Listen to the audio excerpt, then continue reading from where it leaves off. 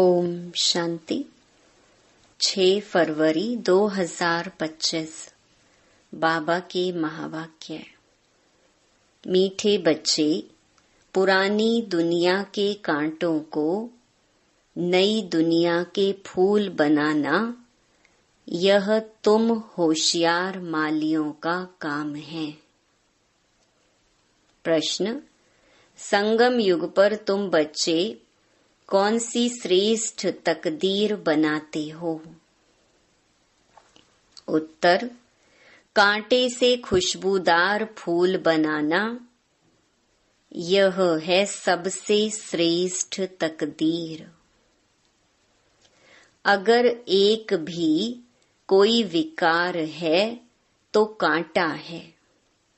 जब कांटे से फूल बनो तब सतो प्रधान देवी देवता बनो। तुम बच्चे अभी 21 पीढ़ी के लिए अपनी सूर्यवंशी तकदीर बनाने आए हो। गीत: तकदीर जगाकर आई हूँ। ओम शांति। गीत बच्चों ने सुना। यह तो कॉमन गीत है, क्योंकि तुम हो माली, बाप है बागवान। अब मालियों को कांटों से फूल बनाना है। यह अक्षर बहुत क्लियर है। भक्त आए हैं भगवान के पास। ये सब भक्तियां हैं ना। अब ज्ञान की पढ़ाई पढ़ने बाप के पास आए हैं। इस राजयोग की पढ़ाई से ही नई दुनिया के मालिक बनते हो। तो भक्तियां कहती हैं, हम तकदीर बनाकर आए हैं, नई दुनिया दिल में सजाकर आए हैं। बाबा भी रोज कहते हैं कि स्वीट होम और स्वीट राजाई को याद करो। आत्मा को याद करना है। हर एक सेंटर पर कांटों से फूल बन रहे हैं। फूलों में भी नंबरवार होते हैं ना। शिव के ऊपर फूल चढ़ाते, कोई कैसा फूल चढ़ाते, कोई कैसा। गुलाब के फूल और अक के फूल में रात दिन का फर्क है। यह भी बगीचा है। कोई मोतिये के फूल हैं, कोई चंपा के, कोई रतन जोत हैं, कोई अक के भी हैं। बच्चे जानते हैं, इस समय सब हैं कांटे। यह दुनिया ही कांटों का जंगल है। इनको बनाना है नई दुनिया के फूल।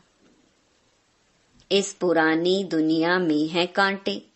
तो गीत में भी कहते हैं, हम बाप के पास आए हैं, पुरानी दुनिया के कांटे से नई दुनिया का फूल बनने। जो बाप नई दुनिया स्थापन कर रहे हैं। कांटे से फूल अर्थात देवी देवता बनना है। गीत का अर्थ कितना सहज है। हम आए हैं तकदीर जगाने नई दुनिया के लिए। नई दुनिया है सतयुग। कोई की सतो प्रधान तकदीर है, कोई की रजो तमो है।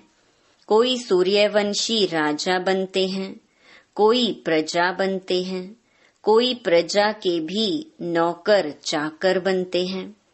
यह नई दुनिया की राजाई स्थापन हो रही है। स्कूल में तकदीर जगाने जाते हैं ना। यहाँ तो है नई दुनिया की बात। इस पुरानी दुनिया में क्या तकदीर बनाएंगे? तुम भविष्य नई दुनिया में देवता बनने की तकदीर बना रहे हो। जिन देवताओं को सभी नमन करते आए हैं, हम ही सो देवता पूज्य थे, फिर हम ही पुजारी बने हैं। 21 जन्मों का वर्षा बाप से मिलता है, जिसे 21 पीढ़ी कहा जाता है। पीढ़ी वृद्ध अवस्था तक को कहा जाता है। बाप 21 पीढ़ी का वर्षा देते हैं, क्योंकि युवा अवस्था में व बचपन में बीच में अकाले मृत्यु कभी होता नहीं। इसीलिए उनको कहा जाता है अमर लोक। यह है मृत्यु लोक, रावण राज्य। यहाँ हरेक में विकारों की प्रवेशता है। जिसमें कोई एक भी विकार है तो कांटे हुए ना। बाप समझेंगे माली रॉयल खुशबूदार फूल बनाना नहीं जानते हैं। माली अच्छा होगा तो अच्छे अच्छे फूल तैयार करेंगे। विजयमाला में पिरोने लायक फूल चाहिए। देवताओं के पास अच्छे अच्छे फूल ले जाते हैं ना। समझो क्वीन एलिजाबेथ आती है तो एकदम फर्स्ट क्लास फूलों की माला बनाकर ले जाएंगे। यहाँ के मनुष्य तो हैं तमो प्रधान। शिव के मंदिर में भी जाते हैं, समझते हैं ये भगवान हैं।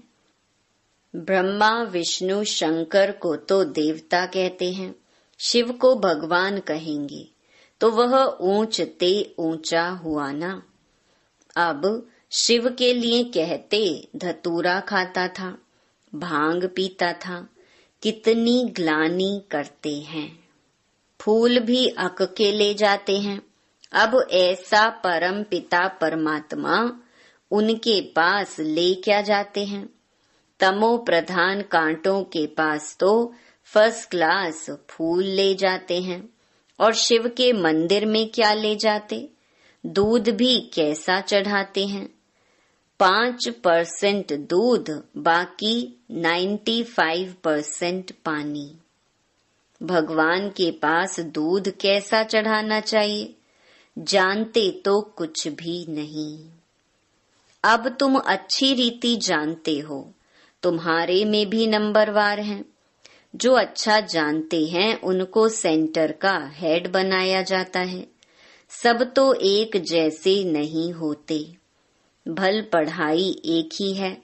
मनुष्य से देवता बनने की ही एम ऑब्जेक्ट है, परंतु टीचर तो नंबरवार है ना। विजयमाला में आने का मुख्य आधार है पढ़ाई। पढ़ाई तो एक ही होती है, उसमें पास तो नंबरवार होते हैं ना। सारा मदार पढ़ाई पर है। कोई तो विजयमाला के 8 दानों में आते हैं, कोई 108 में, कोई 16,108 में। सिजरा बनाते हैं ना। जैसे झाड़ का भी सिजरा निकलता है। पहले पहले 1 पत्ता, 2 पत्ते, फिर बढ़ते जाते हैं। यह भी झाड़ है। बिरादरी होती है, जैसे कृपलानी बिरादरी आदि आदि, वह सब हैं हद की बिरादरियां। यह है बेहद की बिरादरी। इनका पहले पहले कौन है? प्रजापिता ब्रह्मा। उनको कहेंगे ग्रेट ग्रेट ग्रैंडफादर, परंतु यह किसको पता नहीं है। मनुष्य मात्र जरा भी नहीं जानते कि सृष्टि का रचयिता कौन है। बिल्कुल अहिल्या जैसे पत्थर बुद्धि है। ऐसे जब बन जाते हैं तब ही बाप आते हैं। तुम यहाँ आए हो अहिल्या बुद्धि से पारस बुद्धि बनने, तो नॉलेज भी धारण करनी चाहिए ना। बाप को पहचानना चाहिए और पढ़ाई का ख्याल करना चाहिए। समझो आज आए हैं, कल अचानक शरीर छूट जाता है, फिर क्या पद पा सकेंगे? नॉलेज तो कुछ भी उठाई नहीं, कुछ भी सीखे नहीं, तो क्या पद पाएंगे? दिन प्रतिदिन जो देरी से शरीर छोड़ते हैं उनको टाइम तो थोड़ा मिलता है, क्योंकि टाइम तो कम होता जाता है। उसमें जन्म ले क्या कर सकेंगे। हाँ, तुम्हारे से जो जाएंगे तो कोई अच्छे घर में जन्म लेंगे। संस्कार ले जाते हैं तो वह आत्मा झट जाग जाएगी, शिव बाबा को याद करने लगेगी। संस्कार ही नहीं पड़े हुए होंगे तो कुछ भी नहीं होगा। इसको बहुत महीनता से समझना होता है। माली अच्छे अच्छे फूलों को ले आते हैं तो उनकी महिमा भी गाई जाती है। फूल बनाना तो माली का काम है ना। ऐसे बहुत बच्चे हैं जिनको बाप को याद करना आता ही नहीं है। तकदीर के ऊपर है ना। तकदीर में नहीं है तो कुछ भी समझते नहीं। तकदीरवान बच्चे तो बाप को यथार्थ रीति पहचान कर उन्हें पूरी रीति याद करेंगे। बाप के साथ साथ नई दुनिया को भी याद करते रहेंगे। गीत में भी कहते हैं ना, हम नई दुनिया के लिए नई तकदीर बनाने के लिए आए हैं। 21 जन्म लिए बाप से राज्य भाग्य लेना है। इस नशे और खुशी में रहें तो ऐसे ऐसे गीत का अर्थ इशारे से समझ जाएं। स्कूल में भी कोई की तकदीर में नहीं होता है तो फेल हो पड़ते हैं। यह तो बहुत बड़ा इम्तिहान है। भगवान खुद बैठ पढ़ाते हैं। यह नॉलेज सभी धर्म वालों के लिए है। बाप कहते हैं, अपने को आत्मा समझ मुझ बाप को याद करो। तुम जानते हो किसी भी देहधारी मनुष्य को भगवान कह नहीं सकते। ब्रह्मा विष्णु शंकर को भी भगवान नहीं कहेंगे। वह भी सूक्ष्म वतनवासी देवताएं हैं। यहाँ है मनुष्य, यहाँ देवताएं नहीं हैं। यह है मनुष्य लोक।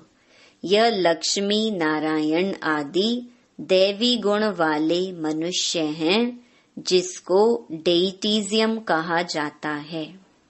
सतयुग में सभी देवी देवता हैं। सूक्ष्म वतन में है ही ब्रह्मा विष्णु शंकर। गाते भी हैं ब्रह्मा देवताय नमः, विष्णु देवताय नमः। फिर कहेंगे शिव परमात्माय नमः। शिव को देवता नहीं कहेंगे और मनुष्य को फिर भगवान नहीं कह सकते। 3 फ्लोर है ना। हम हैं 3rd फ्लोर पर। सतयुग के जो दैवी गुण वाले मनुष्य हैं वही फिर आसुरी गुण वाले बन जाते हैं। माया का ग्रहण लगने से काले हो जाते हैं। जैसे चंद्रमा को भी ग्रहण लगता है ना। वह है हद की बातें, यह है बेहद की बात। बेहद का दिन और बेहद की रात है। गाते भी हैं ब्रह्मा का दिन और रात। तुमको अभी एक बाप से ही पढ़ना है, बाकी सब कुछ भूल जाना है। बाप द्वारा पढ़ने से तुम नई दुनिया के मालिक बनते हो। यह सच्ची सच्ची गीता पाठशाला है। पाठशाला में हमेशा नहीं रहते। मनुष्य समझते हैं भक्ति मार्ग भगवान से मिलने का मार्ग है। जितना बहुत भक्ति करेंगे तो भगवान राजी होगा और आकर फल देगा। ये सब बातें तुम ही अब समझते हो। भगवान एक है जो फल अभी दे रहे हैं। जो पहले पहले सूर्यवंशी पूज्य थे, उन्होंने ही सबसे जास्ती भक्ति की है, वही यहाँ आएंगे। तुमने ही पहले पहले शिव बाबा की अव्यभिचारी भक्ति की है, तो जरूर तुम ही पहले पहले भक्त ठहरे। फिर गिरते गिरते तमो प्रधान बन जाते हो। आधा कल्प तुमने भक्ति की है, इसीलिए तुमको ही पहले ज्ञान देते हैं। तुम्हारे में भी नंबरवार हैं। तुम्हारी इस पढ़ाई में यह बहाना नहीं चल सकता कि हम दूर रहते हैं, इसीलिए रोज नहीं पढ़ सकते। कोई कहते हैं हम 10 माइल दूर रहते हैं। अरे, बाबा की याद में तुम 10 माइल भी पैदल करके जाओ तो कभी थकावट नहीं होगी। कितना बड़ा खजाना लेने जाते हो। तीर्थों पर मनुष्य दर्शन करने लिए पैदल जाते हैं, कितना धक्का खाते हैं। यह तो एक ही शहर की बात है। बाप कहते हैं मैं इतना दूर से आया हूँ, तुम कहते हो घर 5 माइल दूर है। वाह, खजाना लेने के लिए तो दौड़ते आना चाहिए। अमरनाथ पर सिर्फ दर्शन करने के लिए कहाँ से आते हैं। यहाँ तो अमरनाथ बाबा स्वयं पढ़ाने आए हैं। तुमको विश्व का मालिक बनाने आया हूँ। तुम बहाना करते रहते हो। सवेरे अमृत वेले तो कोई भी आ सकते हैं। उस समय कोई डर नहीं है, कोई तुमको लूटेंगे भी नहीं। अगर कोई चीज जेवर आदि होंगे तो छीनेंगे। चोरों को चाहिए ही धन पदार्थ, परंतु किसकी तकदीर में नहीं है तो फिर बहाने बहुत बनाते हैं। पढ़ते नहीं तो अपना पद गंवाते हैं। बाप आते भी भारत में हैं, भारत को ही स्वर्ग बनाते हैं। सेकंड में जीवन मुक्ति का रास्ता बताते हैं, परंतु कोई पुरुषार्थ भी करे ना। कदम ही नहीं उठाएंगे तो पहुंच कैसे सकेंगे। तुम बच्चे समझते हो कि यह है आत्माओं और परमात्मा का मेला। बाप के पास आए हैं स्वर्ग का वर्षा लेने। नई दुनिया की स्थापना हो रही है। स्थापना पूरी हुई और विनाश शुरू हो जाएगा। यह वही महाभारत की लड़ाई है ना। अच्छा, मीठे मीठे सिकिलधे बच्चों प्रति माता पिता बाप दादा का याद प्यार और गुड मॉर्निंग। रूहानी बाप की रूहानी बच्चों को नमस्ते। धारणा के लिए मुख्य सार। पहला, बाप जो ज्ञान का खजाना दे रहे हैं, उसको लेने के लिए दौड़ दौड़ कर आना है। इसमें किसी भी प्रकार का बहाना नहीं देना है। बाप की याद में 10 माइल भी पैदल चलने से थकावट नहीं होगी। दूसरा, विजय माला में आने का आधार पढ़ाई है। पढ़ाई पर पूरा ध्यान देना है। कांटों को फूल बनाने की सेवा करनी है। स्वीट होम और स्वीट राजाई को याद करना है। वरदान, संगम युग के महत्व को जान, एक का अनगिनत बार रिटर्न प्राप्त करने वाले सर्व प्राप्ति संपन्न भव। संगम युग पर बाप दादा का वायदा है, 1 2 और लाख लो। जैसे सर्वश्रेष्ठ समय, सर्वश्रेष्ठ जन्म, सर्वश्रेष्ठ टाइटल इस समय के हैं, वैसे सर्व प्राप्तियों का अनुभव अभी ही होता है। अभी 1 का सिर्फ लाख गुणा नहीं मिलता, लेकिन जब चाहो, जैसे चाहो, जो चाहो, बाप सर्वेंट रूप में बांधे हुए हैं। 1 का अनगिनत बार रिटर्न मिल जाता है, क्योंकि वर्तमान समय वरदाता ही आपका है।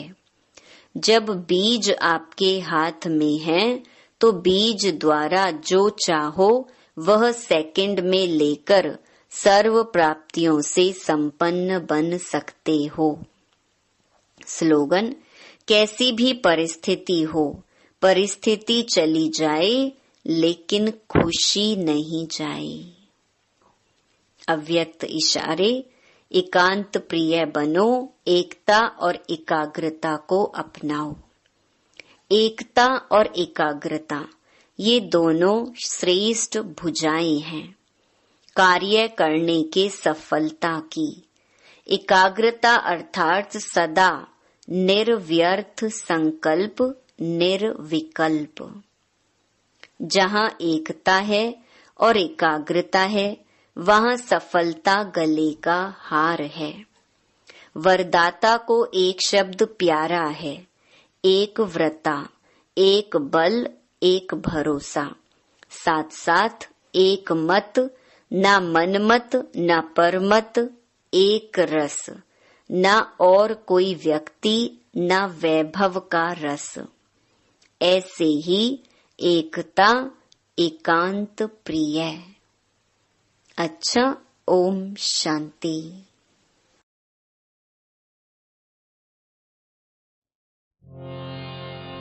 योगी जीवन जी का